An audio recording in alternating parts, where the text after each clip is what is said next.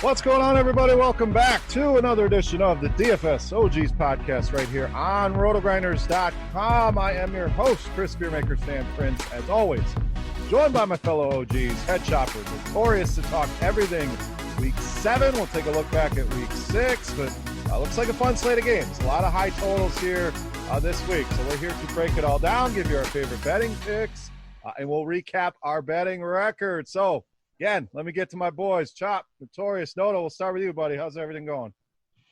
Yeah, it's going good. Had my best slate of the season. I happened to be on the two-gamer on a Monday night, and may or may not have been helped out by Kenyon Drake's meaningless 69-yard touchdown there at the end. So you're going to get those good and bad breaks. I was lucky enough to get one to go in my favor. So feeling good heading into Week 7.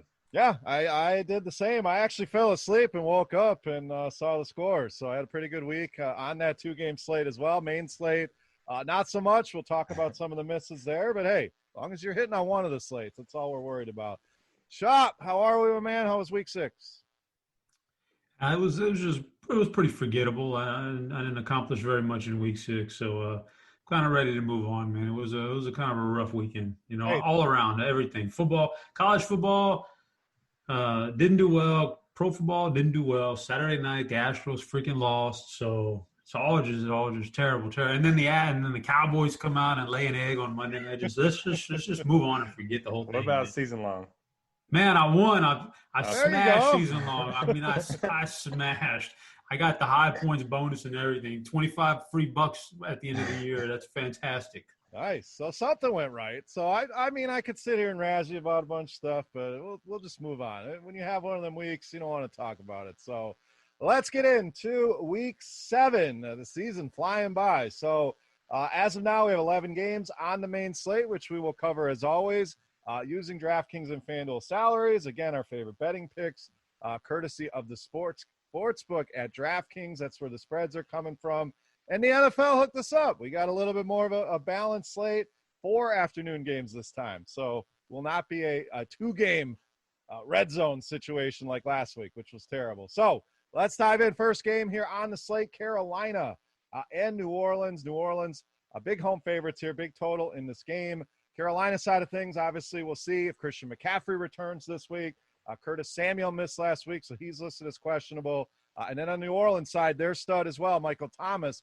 We'll see if he makes his return. So, Chop, we'll go to you here. Two teams, obviously same division. They know each other very well, but this total, 51, tends to say there's going to be some good plays in this game. Who are you looking at? Yeah, I mean, I guess we got to keep our eyes peeled for the injury news. But I would imagine Michael Thomas is back this week, and Kamara and Thomas are going to form the dynamic duo again. So either one of those guys is perfectly fine with me.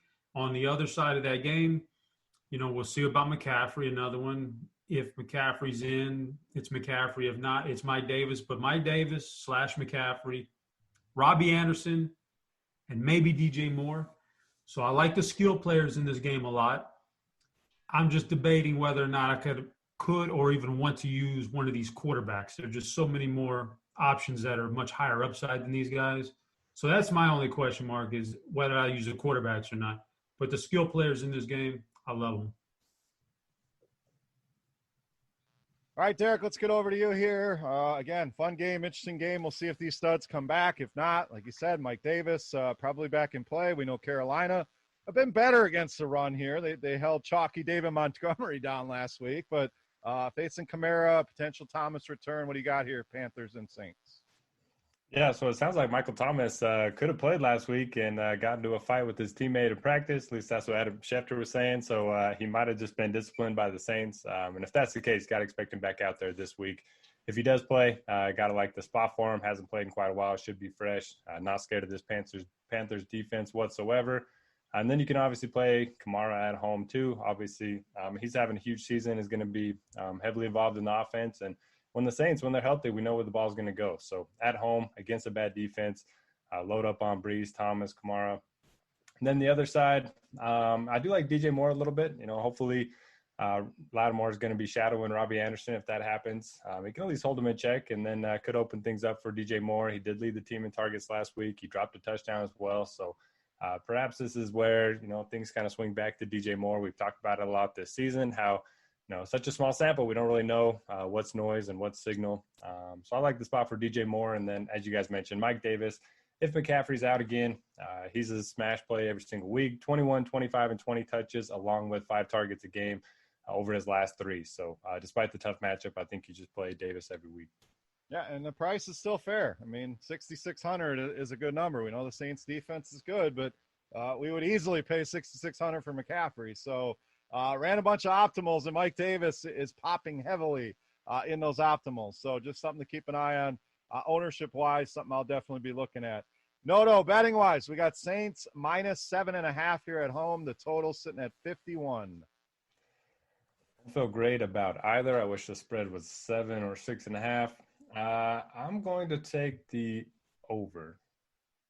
All right, I'm going to go with Carolina here. They've been playing some good ball and, struggled a little bit last week, but I think they can keep this game close. So give me Carolina and the points. Chop, what do you got? Well, I guess we're all going to be split here because I'm going to take the under. Just feel like that's a lot of points, and I'll take the under here. All right, let's take a look at our betting records from last week. Chop, you led the way 7-2, my man. So I hope. I hope you put some bets in this week with Zazzy, I believe is the dude's name. So hopefully you made some cheese there. Noto 5-4, and I struggled once again, 3-6. But the 2 that we said we were all on, Pittsburgh and Miami, we told you to get that 2-teamer in there. We did it again. So that seems to be our strength collectively when we all agree on some games. So we'll see if that happens. We just make our picks as we go on the fly. None of this is talked about in advance. So once again, that's the way to go here. But Chop, nice work at 7-2. That brings your season total to 37-31, up 6 units. Derek continues to lead the way, 41, 28-1.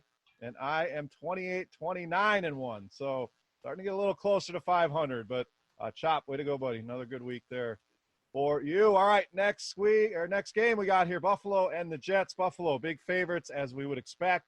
A little bit higher than I thought it was. I tried to guess the lines going in. I thought it'd be 9.5, 10. This is 12.5 in favor of the Bills here, coming off that loss the other night to Kansas City. The Jets, I didn't hell he get shut out by Miami. I mean, that's impressive right there. So Sam Darnold, we'll see, remains questionable.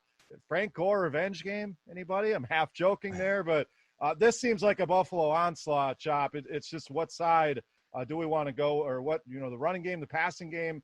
Is this a good spot for Josh Allen to bounce back? What are you doing here, Bills and Jets? Yeah, so the Jets are always going to be just Jamison Crowder or nothing else. So Jamison Crowder's in the mix. No interest other than that. And on the flip side, Buffalo, I would have been a little bit less inclined to play Buffalo in this kind of a matchup if they hadn't just lost 2 straight games. I really think things like that factor in the NFL. So because they've lost 2 straight and because they kind of want to right the ship, I'd be all in on any of these guys. I think Josh Allen's going to put up a big game and keep pushing the gas pedal down because he had a couple poor games in a row. So I'm not worried about blowouts. Stephon Diggs, his number 1 guy, then pick between Brown or Beasley. I think a number 2 guy can get there. I probably wouldn't play a tight end. And, I'm kind of debating Singletary or not. It's early in the week. I know Zach Moss will be playing, but it's such a good matchup and they'll have such a lead. I'm debating, like, if it was any less of a matchup, I wouldn't play Moss. I wouldn't play Singletary, but because it's going to be a blowout, because I know these guys are going to get carries, I'm still thinking about Singletary, but I'm not quite sure yet. But I definitely like Allen to Diggs for sure. Yeah, no doubt. I'm all about the passing game here in this one. The Jets have really struggled against the pass, one of the worst teams DVOA-wise we have this season. So different stacks of Allen with Diggs.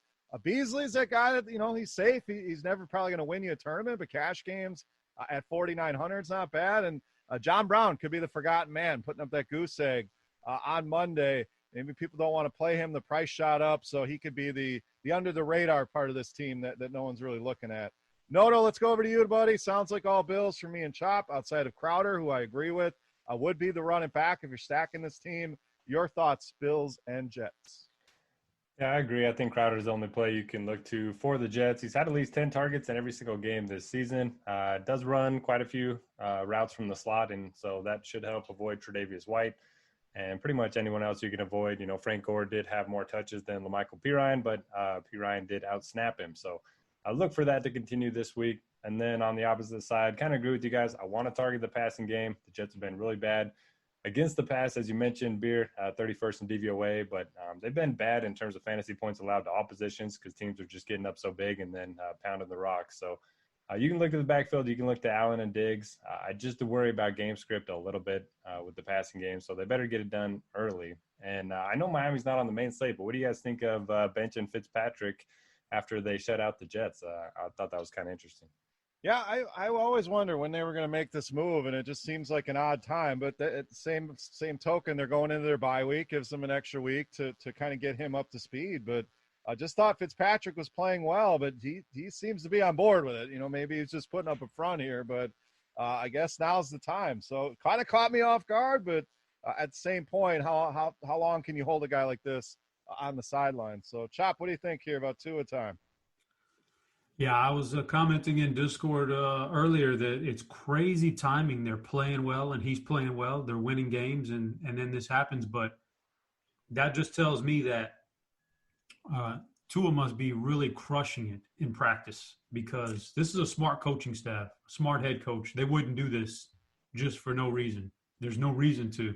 So he must be absolutely smashing it in practice. So that's my take on it. No, got any thoughts? No, yeah, I like that take. That's kind of where my mind went too, especially with them being 3-3. You know, they're not out of it by any means yet. So I like that take by Chop.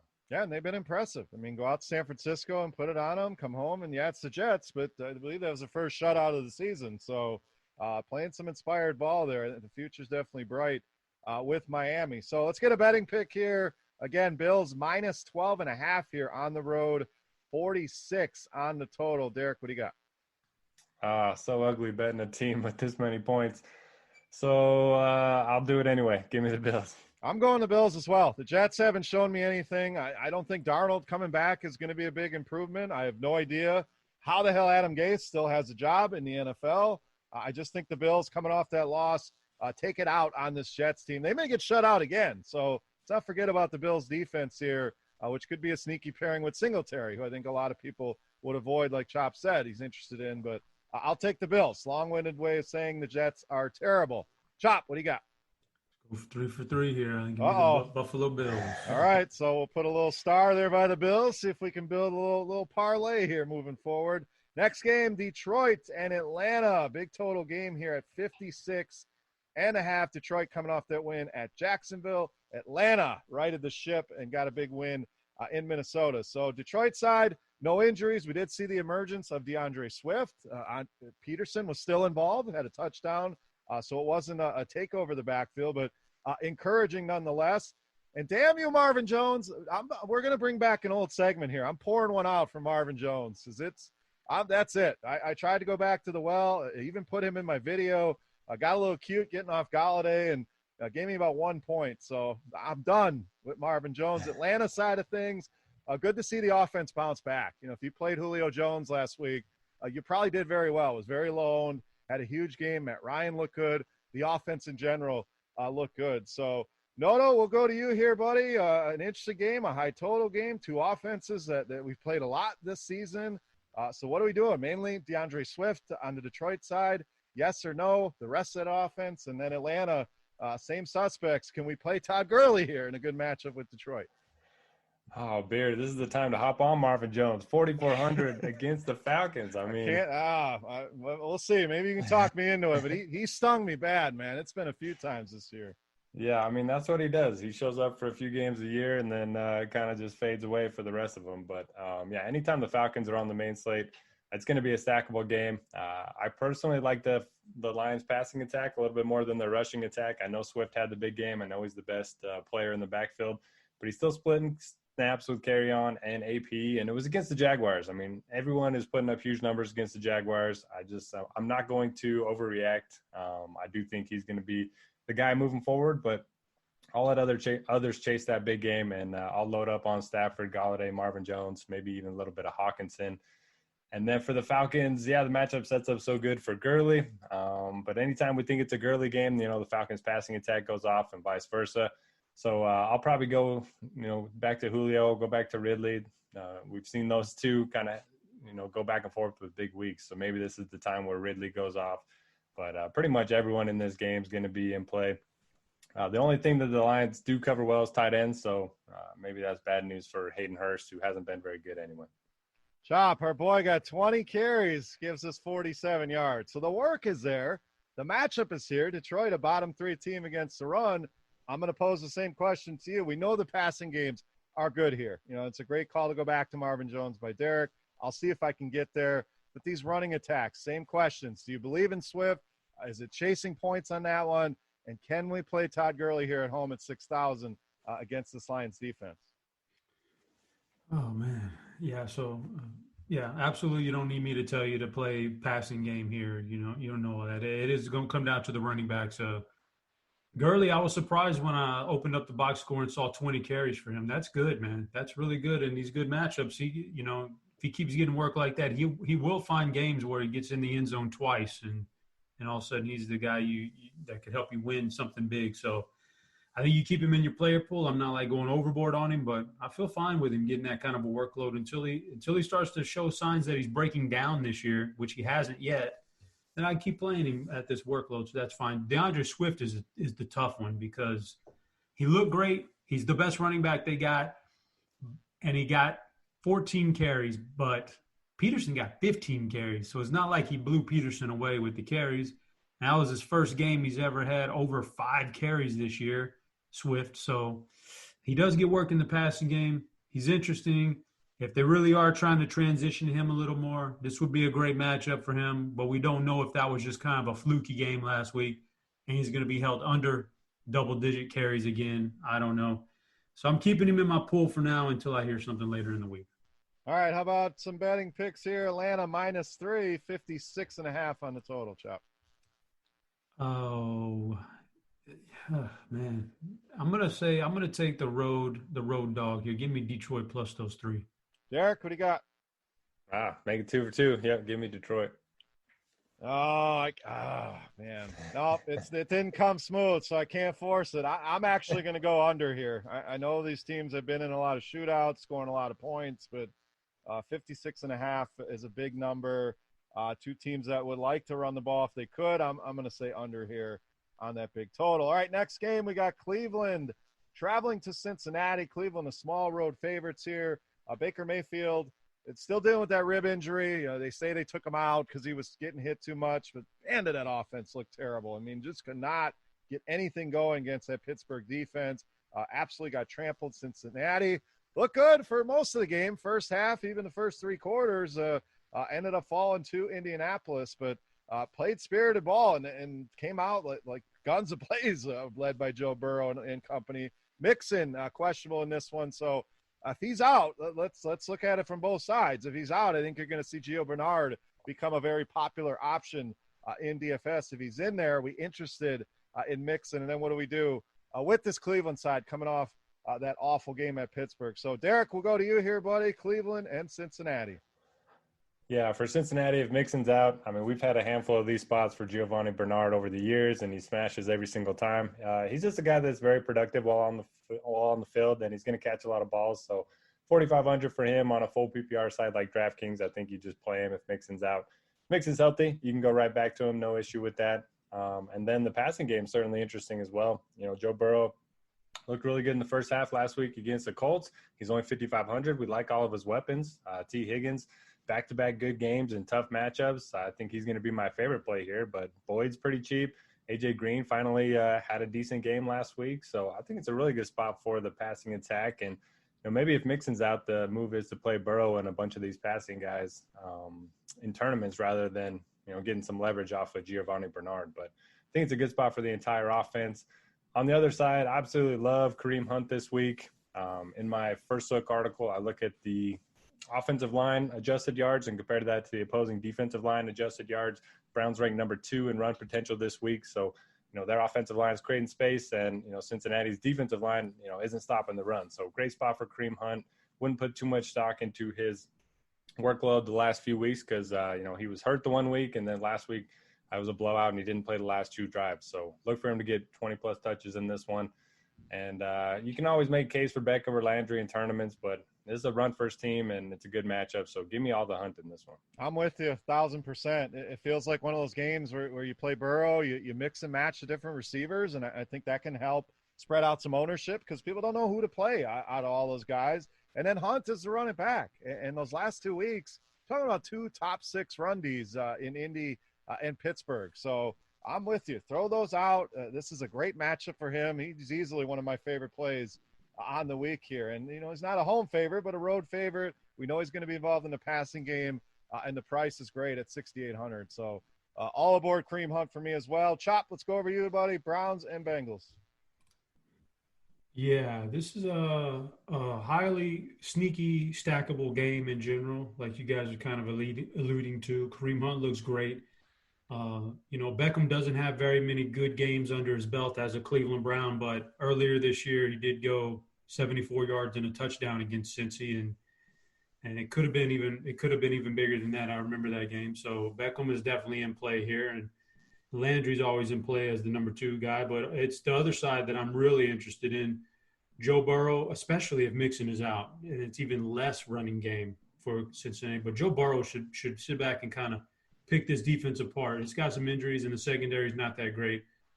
Tyler Boyd could have a nice little PPR game. T. Higgins could have a nice touchdown game. So, one on FanDuel, one on DraftKings looks good. But, I like Burrow to sit back and pick this defense apart. I think he played them earlier this year, got the 300-yard bonus and threw for a few touchdowns against them. I don't think it's going to change this week. I think he really matches up well with him. So, nice stackable game here. All right, question for you both. So, Chop, we'll go to you first. Pick your favorite Bengals receiver on DraftKings. You got Tyler Boyd at 5,400, T. Higgins at 5,300, and I have to include A.J. Green after last week, only 4,300. Without a doubt, I don't even have to think about it. It's Tyler Boyd. Noto? Can I give it a 2-part answer? Boyd and cash, Higgins in tournaments? That'll work. For me, it's Higgins. I liked what I've seen. AJ Green being as involved last week is somewhat of a problem, but I think there's enough volume for 2 of these guys to get there. So again, I would stack this one a couple different ways with Burrow and mixing these receivers, running it back with Kareem Hunt. All right, betting wise, we have Cleveland minus 3.5 here on the road. The total sitting at 50. Chop, what do you got? Give me the home underdog. Give me Cincinnati. I'm also going Cincinnati. That's one I really like them getting the points here. So they played well last week. They've been playing pretty well all season long. And Cleveland coming off that loss, I don't know if they respond. Baker looks terrible. As much as I like Hunt, give me Cincinnati here as well. Derek, what do you got? We were putting that collective record to the test this week. Give me Cincinnati. All right, so we got Cincinnati and Buffalo so far in our parlay here. So let's move on, see if we can add to it. Another high total game here, Green Bay and Houston. Green Bay, obviously we all saw that game in Tampa, started out great. Rodgers throws a pick 6, and everything goes off the rails after that. So they're coming off that big loss, going to Houston, who also had a tough loss in Tennessee. Now, before we get into this game, guys, I know, Noto, you're an analytical guy. Chop, you and I are more old school and, kind of go with the feel, mix in some analytics, obviously. But on that 2-point conversion, what do you guys think about that? You're up 7, I believe it was, right? And they go for 2 to try to ice the game instead of just kicking the extra point, going up 8 and giving the ball over. So, Chop, I want to go to you here first. Just a quick take on your thoughts on that play. I like it anytime. I like anytime a team, whether it's 4th and short or instead of kicking a field goal near the end of a game or in that situation going for 2, I like trying to just end the game right there with your offense. Anytime, I'll take that, yes. Yeah, I liked it as well. I mean, even if you kick the 1 and get 8, there's still a chance they go down and they tie the game just like they did. If you don't get it, you end up in the same scenario. They go down, they tie the game, you go to overtime. But, if he makes it, they get that. He's a genius. When he doesn't get it, people saying, why the hell did you do that? So, Derek, I'm going to guess you like the call. What are your thoughts, sir? Yeah, I know there are some arguments on Twitter about it, but I don't really understand the argument against it. Even if you miss it, you're still up 7, and if you get it, the game's pretty much in hand. So I don't really see a downside to it. I'm all on board with that decision. All right, let's talk Packers. Texans, no major injuries here in this game. Minor injury with Jordan Akins, who remains questionable with that concussion. We've seen Darren Fells be very productive at a tough tight end position, but talk about stackable. This game certainly has it. I'm expecting Aaron Jones to bounce back here against this Houston D, who just got trampled by Derrick Henry. The Houston side really looked good against that Titans defense. So, Chop, this one looks like one of the marquee games of the week. People are going to be stacking this one every which way. So, favorite plays, guys you're avoiding. Any way that we can get creative, off some chalk in this game. Overall thoughts here, Packers and Texans. I don't think there's a very creative game, or you want to get off the chalk here. Green Bay is one of those good teams that we can just, all their production is centered around a couple guys, and they're like New Orleans light with Kamara and Michael Thomas. You got Aaron Jones, you got Devontae Adams. That's who you played. You play them any which way you want to. So I like those guys. Quarterbacks, I'll go this far. Quarterbacks in fantasy don't matter outside of Lamar and Kyler and the real runners. Everybody else doesn't matter. Aaron Rodgers, great quarterback, great real-life quarterback, I think, although Cardi would disagree. I saw his tweet today. But Aaron Rodgers is a great quarterback. But in fantasy, it doesn't matter. It's all about the price tags on those guys. So Aaron Jones, Devontae Adams. And on the flip side, Will Fuller, Deshaun Watson, got it. Brandon Cooks, you could take a chance there. But this David Johnson, I've played him once this year, and I just don't have any desire to play him anymore. Even his good games just doesn't seem like they offer enough upside anymore. So I don't play David Johnson anyway. But Will Fuller and Deshaun Watson, I think, is one of the best stacks this week. Yeah, I agree. David Johnson's he's kind of in the same vein as Gurley. I think we've talked about this before. He just looks old. He looks washed up. I mean, the workload is certainly there. The numbers haven't been terrible. But it feels more like cash game numbers than numbers that are going to help me win a tournament. So maybe this is a game that he gets it going, but the passing game usage has not been great. That's kind of his forte. So I don't know if that's suddenly going to change here in week 7. So I'm with you. It's a passing game, and then Green Bay, you nailed it. It's Jones, it's Adams. I don't even think you need to play Rodgers. I prefer Watson here, a little bit cheaper, and I think much more upside.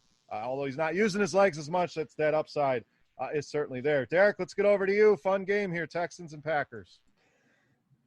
David Johnson, yeah, that's a tough one. We heard that Duke was going to get more work last week, but David Johnson still plays 78% of the snaps. He's had at least 19 touches in 3 straight. He's only 5,300. The Packers are dead last in fantasy points allowed to running backs. You guys make a great point about his upside. Even when he has played well, he hasn't shown much upside. He scored between 11 and 14 fantasy points in 4 straight. So I might have to side with you guys on this one. I kind of came into the pod thinking I was going to play him. You guys make some good points. I like Fuller, Cooks, Deshaun. It's pretty easy to stack up that passing attack because we know the ball's going to go. And then, Chop made a great point on the Packers with Aaron Jones and Devontae Adams. We know it's going to go through those two. The Texans are not good against the run. They're not good against the pass. And I mentioned that run potential stat that is in the first look. Packers number 1 in that this week, just comparing offensive and defensive adjusted line yards. So great spot for Aaron Jones. And, like you guys mentioned, just stack up the game. Yeah, the total is 56 for a reason. These are 2 of the 6 worst teams defensively, according to DVOA. They don't rank higher than 20th, either against the run or the pass. So they're in the bottom 12 or 13 in each of those categories.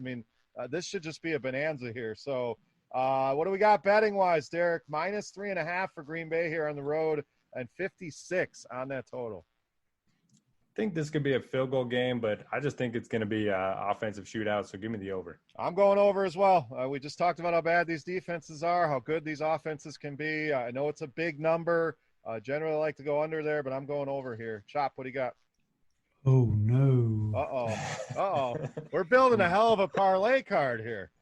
My thought was the over in this game because just my stupid math, my terrible reasoning, I don't see how either one of these teams. I think the losing team here is going to score 27 points, Right, which would put us 30-27, which is over. It's going to squeak by because they set it so high. But yeah, I like the over here. I can't get away from it. all right, we'll recap those ones we agreed on at the end of the pod, but so far we got 3 of them. So let's move on. Next game, Dallas travels to Washington in the NFC East. I believe I saw they have 5 wins combined, and there's teams that have more wins than that entire division. But Chop, we'll get to you here shortly. I want to go to Derek on this one.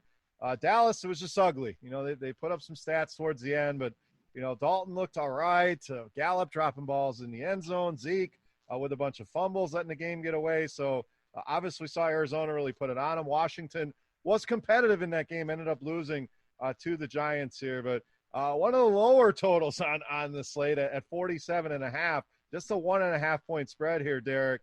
I think this one could go overlooked. Is there anything we can pull out of this game, DFS-wise, Cowboys and the football team? I mean, NFC East leading Dallas Cowboys at 2-4. Unbelievable. Kind of crazy. The players are pretty mad at the coaching staff at this point. It sounds like things are kind of a mess. Now they go on the road to play pretty tough Washington front 7. They're 6 in DVOA against the pass. I don't know how much time Dalton's going to have to throw the ball. So maybe he's going to, throw a lot of shorter targets to CeeDee Lamb. He's had 21 targets over the last 2 games with Dalton under center. Schultz is at least a little bit interesting as a punt on DraftKings. Washington's 27th in fantasy points allowed to tight ends. But, yeah, I don't know if I want to pay a premium for Zeke. He's lost 4 fumbles this season. We saw Pollard getting a little bit more work. I know that game was a blowout, and, I'm not worried about his workload going forward. But it's at least in the back of my mind, maybe in the back of his mind, that he is fumbling so much. So, yeah, Amari Cooper on the road. Don't love that as much as at home. So not a ton of interest in Dallas. And then for Washington, Kyle Allen threw the ball 42 times against the Giants, didn't even crack the 300-yard mark, so he's looking to check the ball down. Terry McLaurin is getting all the work in the passing game, so I like him at 5,800, very beatable secondary. I know Logan Thomas finally scored that touchdown, but I'm not going back to that well. He is the fool's gold that's caught me a few times already this season, and I'm not going to chase that production. And then Antonio Gibson, I mean, he's looked good, but McKissick's still there taking on pretty big role. So for me, it's McLaurin, and then maybe bring it back with CeeDee Lamb on the other side. Yeah, I'm in the same boat. McLaurin still feels too cheap, so I love that play there. He's another guy that's popping in a lot of optimals I ran, so he should probably be more in the mid-6s. But, Chop, I'm going to go to you here for Dallas because I'm having a hard time. Like, do we go back to Zeke against this Washington front, which is very good? People saw that game. They're not going to want to play him. The receivers is always a big question mark, which guy it's going to be. And do we believe in Andy Dalton enough to play him in DFS as a cheaper quarterback? So, Chop, this is your team. Break it down here, Cowboys and the football team. Guys, listen, if you're listening out there, you have to look at all the injuries, not just, quarterbacks or running backs or receivers and then play the next man up at receiver. Like, the most pivotal injuries are in the defensive and offensive lines. And for the Cowboys, they're probably going to go into this game with 4 starters not playing in this game that were expected to, be there at the beginning of the year from that great offensive line, top 5 offensive line. 4 guys are going to be down probably. It's just not a good offensive line. Nobody, even if it was Dak Prescott, nobody is going to be able to do well behind behind an offensive line like that. Like, Carson Wentz is a good quarterback, I think. I give the Philly fans a hard time, but he's a good quarterback. Nobody's going to do well when all those offensive linemen are missing in Philly. You see what he's doing, right? So to think Dalton's going to do anything great behind this offensive line, I think that's a mistake. I got Washington's defense ranked as one of the top defenses this week. I'll be playing them a lot more than I will the Cowboys. Elliott, I think, could be a fine player with the fumbles even, but he can't be that good with this offensive line. So, I mean, you'll take some chances because they'll need to score some points and Dalton will settle in, but he won't have a lot of time. One of these wide receivers will get there because of a lot of garbage time and stuff like that. But in general, I want the Washington defense much more than I want the Dallas offense. All right, Chop, betting wise, we have your Cowboys road favorites here, -1.5, 47.5 on the total.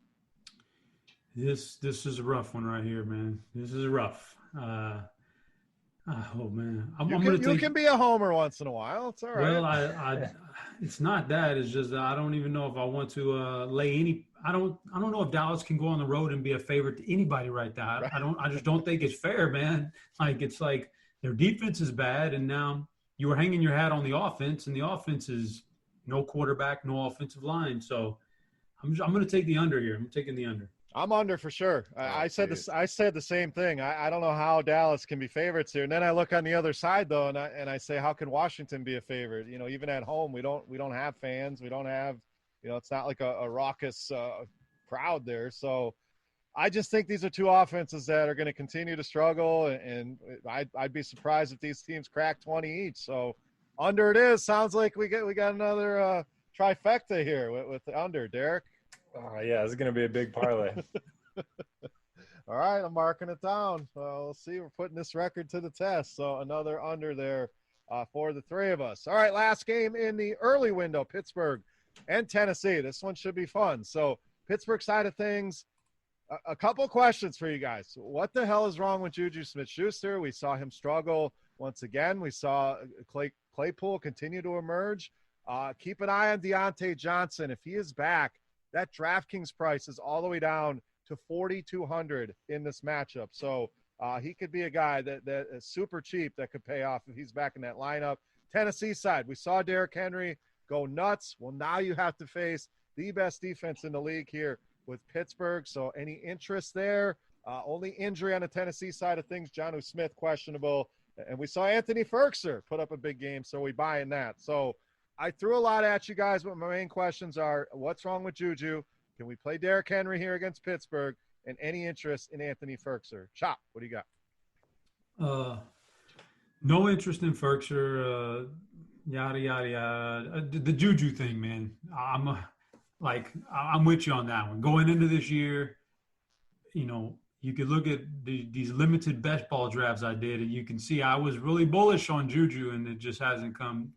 Like I heard somebody suggest he may be dealing with an injury. I don't know. Maybe that's the case, but there's really no reason for it. Like James Washington has gotten more targets than Juju 2 of the last 3 weeks, and he's right there with him on the year, and that shouldn't be the case. And obviously Claypool has come in and he's really shown to be that in the future he's going to be a number one. We get it, but no Deontay the last couple of weeks, and he still hasn't come through. Juju, like, I don't know, man. So I would hate to miss out on the big Juju week, but until he shows something, I don't know that I can play him. So I don't know, man. At this point, I'm down to – I don't mind Claypool. He's a big player. Deontay, if he's back, is fine. Don't want James Conner. I'm just kind of waiting for that injury to happen so we can play us some Benny Snell, but pass on James Conner. But – yeah, on the flip side, tough. This is the tough one for Tennessee. Tennessee's offense is so smooth, man. But this is one of the best defenses in the NFL. So I guess I'm a Derrick Henry guy this week. I don't want to have much Tannehill or AJ or Jonnu Smith or anything. So I think I'm on Derrick Henry, and that's about it for Tennessee. All right, Derek, same questions for you. What the hell's wrong with Juju? Do you believe in this big game by Anthony Ferguson if he steps in for Jonnu? I think I'm with Chop. I think it's more of an outlier. And then can we play Derrick Henry here coming off that huge game against this awesome Pittsburgh defense? Start with Juju. Don't know what's wrong with them, but I do think Claypool is the real deal. He looks great out there, and it sounds like Deontay's going to be back. You know, they said he's going to try to practice on Wednesday, which he hasn't done for since early in the season. So if he is back, you mentioned the $4,200 price point on DraftKings. When he's been healthy, he's been the number one receiver in this offense. So I think that he would be a great buy low option. Titans not great against the pass. And then James Conner, nobody's playing him. Nobody's talking about him. He's topped 100 rushing yards in 3 of his last 4 games. He's pretty involved in the passing game as well, and looks like he's going to be low-owned once again. So I don't mind going to James Conner for some leverage in tournaments. You know, that price point for running backs is always loaded with options. So he's certainly interesting for me. Tennessee, can't wait to watch Derrick Henry against the number one run defense. Should be a lot of fun. I won't be going there myself. I'll just be watching this one from the sidelines. Maybe have a couple shares of A.J. Brown. But that's about it for me on Tennessee. I just have so much respect for the Steelers defense. All right, Noto, we got Steelers -2, 51.5 on the total. I am going to go under on this one. And Ferkshire, I think wait and see for me. Okay, Chop, what do you got? -2, 51.5. Oh man, that is a tough spread right there. It's because something's got to give. But dang, I don't want to. I need beer. I need you to go first, man. I'm going to take Pittsburgh here. I as good as Tennessee's been, I just think Pittsburgh's the better team. The defense is legit. Tennessee's defense just got torched by Houston. Should have lost that game to Houston. And to me, Pittsburgh's a way better team than are the Houston Texans. So generally the road favorites are tough, but I'm going to go Pittsburgh -2 here. Yeah. So I'm gonna take in the under with Derek. I didn't want to force a 3 for 3 in there, so I wanted to know what you had. But it's hard for me to pick a team right there. That's just such a good spread. So I think under because of the defense. I was leaning under, so we won't put it on. We don't want to force. No. We're not. Nope, we're not forcing nothing. So well played there. I was looking at that, but I do think these offenses can do enough where they can at least get close to that total. But I have no questions. Pittsburgh, the better team out of these two. Now, before we move on, our friends at Manscaped are back, and autumn is in the air. Manscaped is here to ensure you don't carve your pumpkins when you're grooming. Chop, you know about pumpkins, Chop. When we're talking about pumpkins, we're talking about your boys downstairs. In fact, Manscaped is on a mission to change the way you approach caring for your balls. And great news to our friends in the UK, Canada, and Australia. They just released their products there for you. So we've all had that time where something didn't go right downstairs. Let's not forget the best trimmer for your balls, your body, and your butt. I don't know how you're trimming your butt, but okay. The Lawnmower 3.0 trimmer offers a replaceable ceramic blade with advanced skin-safe technology, which helps reduce grooming accidents. Their new Weed Whacker ear and nose hair trimmer uses the same technology when you're trimming those delicate nose hairs of yours. The Crop Care Kit includes the Crop Preserver Ball Deodorant. Chop, I know you're a fan. That is a game changer. I'm going to put that in there. I'm adding this because that is legit. Everyone knows pumpkin spice lattes and ball deodorant go hand in hand. Crop Creamer, Crop Cleanser body wash, a full body wash that you can use on your hair as well. Crop Mop ball wipes. You never know when an opportunity strikes, so you should always be prepared. Plus, you don't want to stink when you sit around that Thanksgiving dinner. The Crop Cleanser hair and body wash, the cologne, the foot duster, a ton of stuff here. These formulations are all vegan, cruelty-free, dye-free, sulfate-free, and paraben-free, so you know your manhood is in good hands. So, point of all this, get 20% off and free shipping at manscaped.com with code ROTO, R-O-T-O. Again, get 20% off and free shipping at manscaped.com with code ROTO. Make your balls a priority this fall. All right, now that we got the balls and the pumpkin talk behind us, we can move on to the afternoon slate. 4 games here on this slate. Chop, do you want to talk any manscaping before we move on? Or are we ready to talk Seattle and Arizona? Well, I'll say this much about Manscaped. It's kind of a funny joke when people hear it and all that, but I'll tell you this. Number one, the ball toner, phenomenal, okay? The ball toner is nice. When you get out of the shower on a Friday night and you know you're going to get a little action, throw a little ball toner on there. It's like you said, it's a game changer. Number two, I got mine, and it came with some complimentary boxers. Whoa, these boxers are nice. Yeah, I wasn't expecting to be blown away by the boxers, but they're nice because you put them on, you actually instantly feel sexy. It makes you feel sexy, the boxers they got. And number three is user error. I broke my Manscaped. Uh-oh. I broke it. User error. It was totally my fault. They don't know me. They don't know I do a show or that you plug the show or they don't know that. I emailed them and I was like, man, I think I broke it. What can I do to fix it? And they said, send me a video, what it's doing. So I sent the video and they said, yeah, it's probably broke for good. Give us your address. We'll send you a new one. They don't know me. They don't know that we plug it on the show. They sent me a new one. I got my new Manscaped already. So great customer service. Those are my 3 points right there. That's what it's all about right there. That's what a good company does. So yeah, I mean, it's a great product. We plug it on the show for a reason. I'm just talking about it.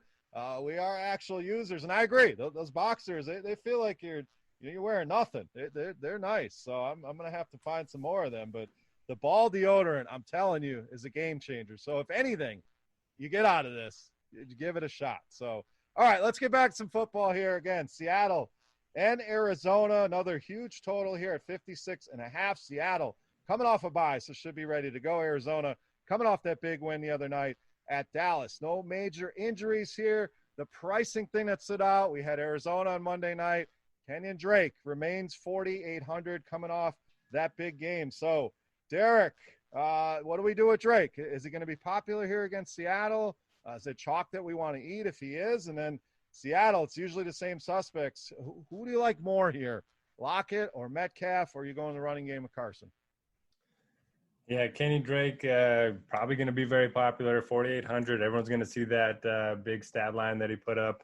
I am taking that Drake production. I am running. I'm cashing out. I am no longer getting on Drake. Seattle much tougher against the run than they are against the pass.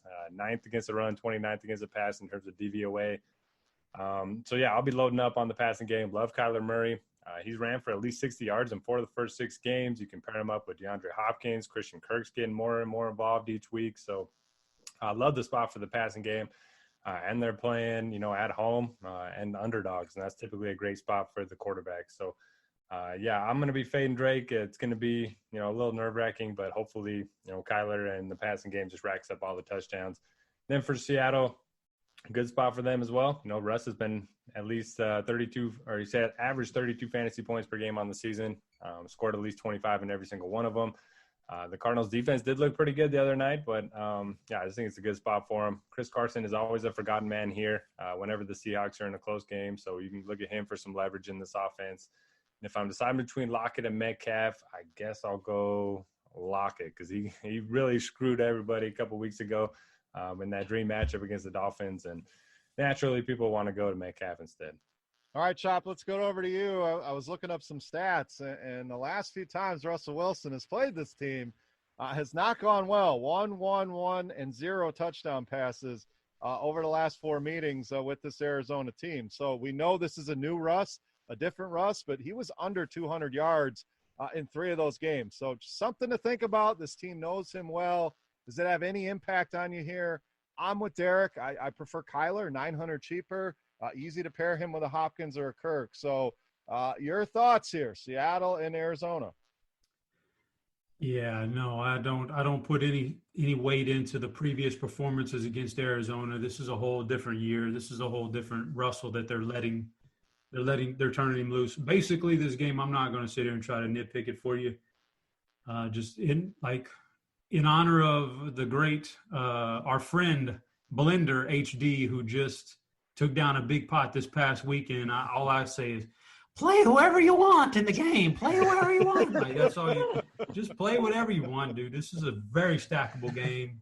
Everybody in the whole game, whatever you want to do. That was good. That was solid. Yeah, congrats to Jordan taking down a big one. But that is his tagline. And Chop, you nailed it, man. You're spot on. So we'll have to get you two together on the show, and you guys can play whoever you want. So betting wise, Chop. Seattle, -3.5 here, and I mentioned that total, 56.5. Oh, man.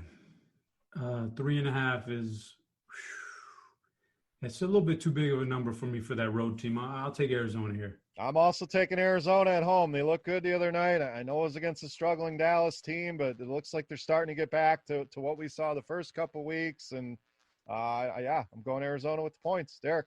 Ruh-roh. Oh, boy. Big parlay card here. It's all right. Hey, somebody puts this parlay in and wins money. I'm going to be happy. I might put it in the way we've been doing it. So 3 for 3 on Arizona sounds like. Let's move on to San Francisco and New England. This one a lower total here. San Francisco side of things. Raheem Mostert looking doubtful to play in this game.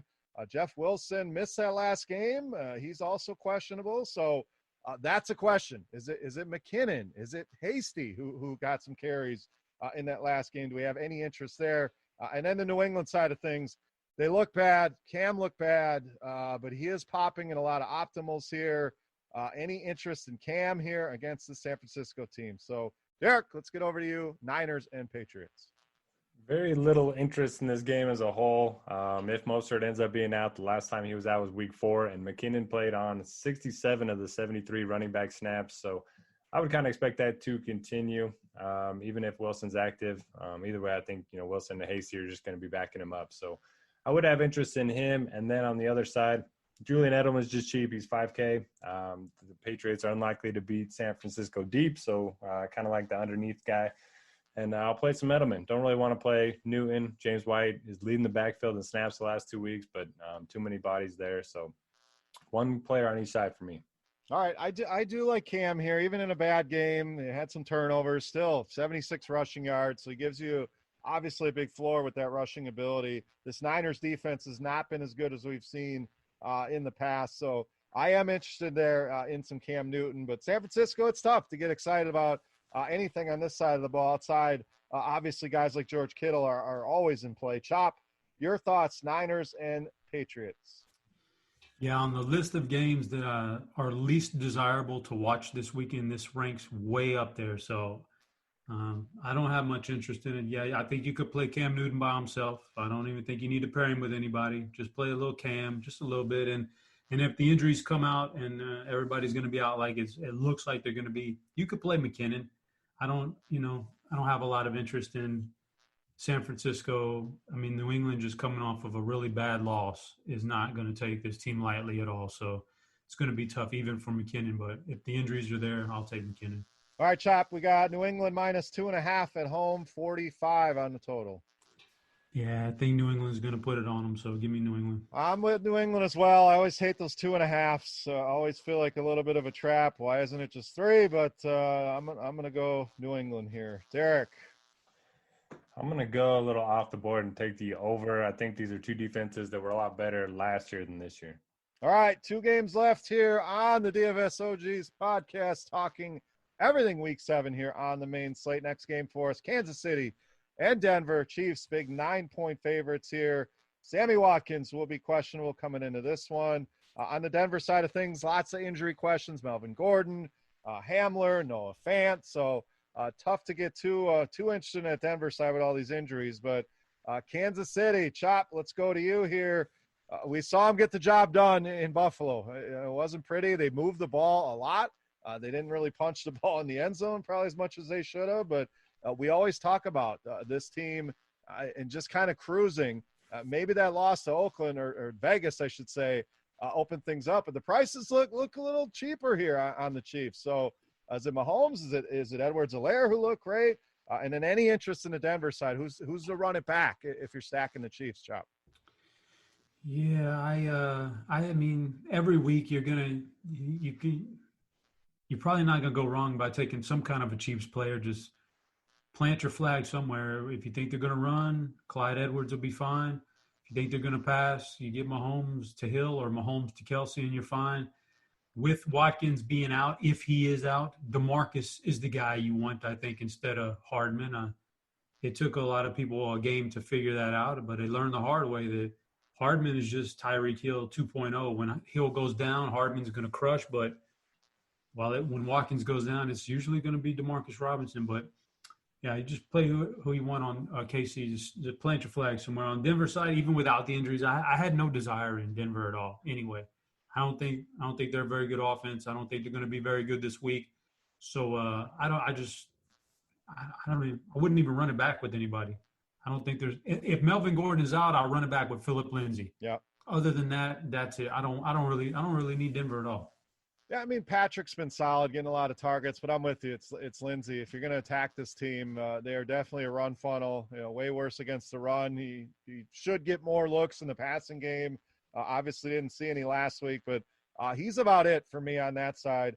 Kansas City, Derek. I know you're a numbers guy. Denver, 6th ranked DVOA defense, top 10 against both the run and the pass. So how much stock do you put in that? And do you favor the passing game here, the running game, or are you just going to be light on the Chiefs here in this matchup with Denver?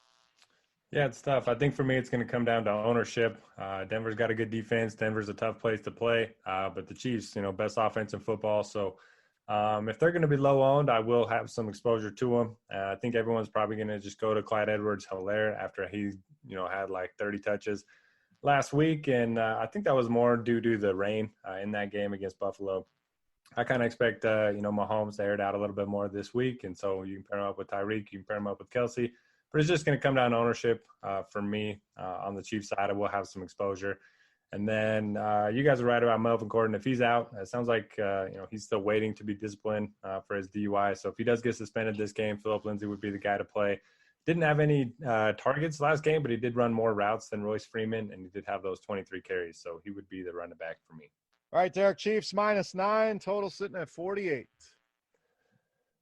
I just think the Chiefs are so much better. I know it's a short week. I know it's a divisional game, but I will take the Chiefs. All right, I got to break the cycle here a little bit. I'm going to go to the Denver side. That's a lot of points. And the Chiefs, we saw them. Buffalo could have come back and won that game. So sometimes they put in cruise control, leave the door open, and I think that could happen here. I'll take Denver at home plus the 9. Chop, what do you got? I'm going to take the under in this game. I just think it's going to get to a point where it's a 2-score game, and Kansas City's just going to kind of go really slow and nurse the clock a little bit, and so I'm going to take the under. All right, last game for Week 7 here on the main slate. We got Derek's Jacksonville Jags traveling to L.A. to take on the Chargers. Chargers obviously home favorites here, a total approaching 50. No major injuries on either side. Keenan Allen was questionable, a little bit of a back issue. Sounds like he'll be fine. So, Derek, we'll go to you here. Chargers coming off a bye. Justin Jackson looked great. If you watch that game with New Orleans, and to me, it looked like the much better running back between him and Kelly. So he's of interest to me. Herbert has looked great. He's locked in on Allen. We saw the return of Mike Williams. So break down that Chargers side. You know that Jacksonville defense well. I used the word defense in air quotes because there's not much there. But and then Jacksonville. Robinson continues to get all the work. Hasn't been very productive the last few weeks. Chark got a ton of targets. The receivers there was Keelan Cole. So what receiver? Is it Laviska? Is it Chark? Is it Keelan Cole? Is it none of the above here? So let's finish things off. Your Jags and the Chargers.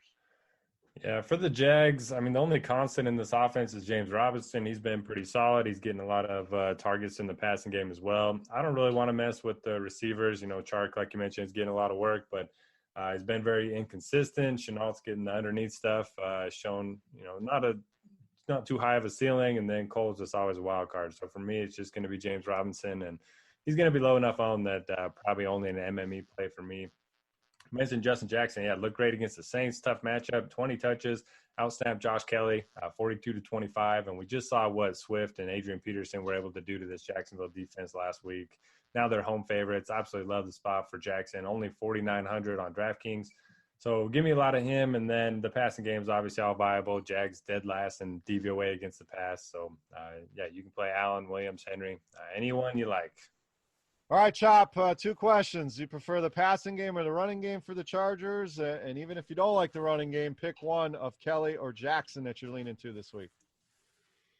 I prefer the passing game because it just feels like with Herbert there, they're going to make this a passing team. And, no matter how good Clyde Edwards-Helaire looked last night, it's still Mahomes and KC is still a passing team. It's just their identity. I think the identity for the Chargers moving forward is going to be a passing team. So I want the passing game here.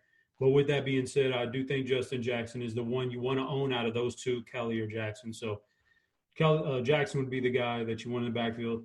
But I'm a lot higher on Herbert to one of his targets this week. Like Derek said, pick one. Keenan Allen coming back from injury looks good to me though. And on Jacksonville's side, man, I'm still waiting for this big – man, I really thought we were going to have a lot more out of Shark this year, and it just hadn't happened. So I'm waiting on that, but James Robinson is your safest bet. But at some point, I got to think DJ Shark steps up, though. All right, last betting pick for us, Chop. Chargers -7.5 here at home. Total sitting at 49.5.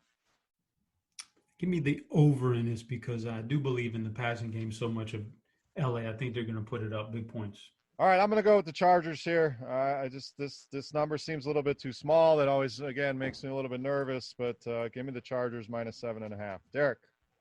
Yeah, line's already moving in the Chargers' direction in a lot of books. I think it'll be closer to 10 once it closes. So give me the Chargers.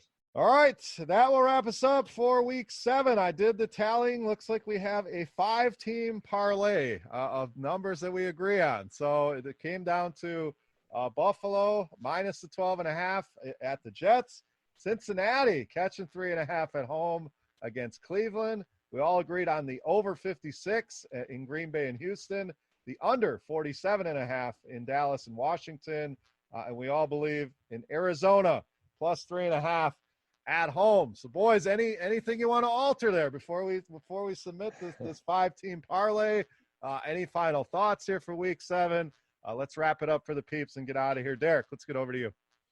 As always, thanks for joining us. The best way to parlay that, maybe do a teaser with those, 7-point teaser, something like that. But, yeah, no way that can lose. Best of luck, everybody. And actually, on the recommendation from my OG brother, and I did order some of that crop preserver, game changer. There you go. We all agreed on that one, too. So add that to your parlay card. So what would make your lady happier than your balls all cleaned up, they're smelling good, and you hit a 5-teamer? I mean, that's a good day right there, Chop. Oh man, you're getting some action, man. That's an action night right there. I mean, I'll just reiterate that what Derek said. Appreciate everybody tuning in and everything, but this is going to be the last football Sunday. After this football Sunday, the next one will be November. We're already going to be in November, man. And you know what that means? Then you're just like a hop, skip, and a jump away to Thanksgiving and Christmas. So feels like it just started, but man, it's going quick, man. Yeah, it is. When I pulled up and I'm like, week 7 already. Seems like we just started. So I want to convey what you guys said as always. Appreciate you guys all for tuning in. If you guys ever have any questions, you got the comment section right below on the RotoGrinders page, or we're all available on Twitter. But appreciate you guys. Appreciate our boy Mike Lynn for keeping us updated on our picks. So thank you for that. But that's the luck this week, guys. For Head Chopper, for Notorious, I am Beer saying salut. See you next week. We're out.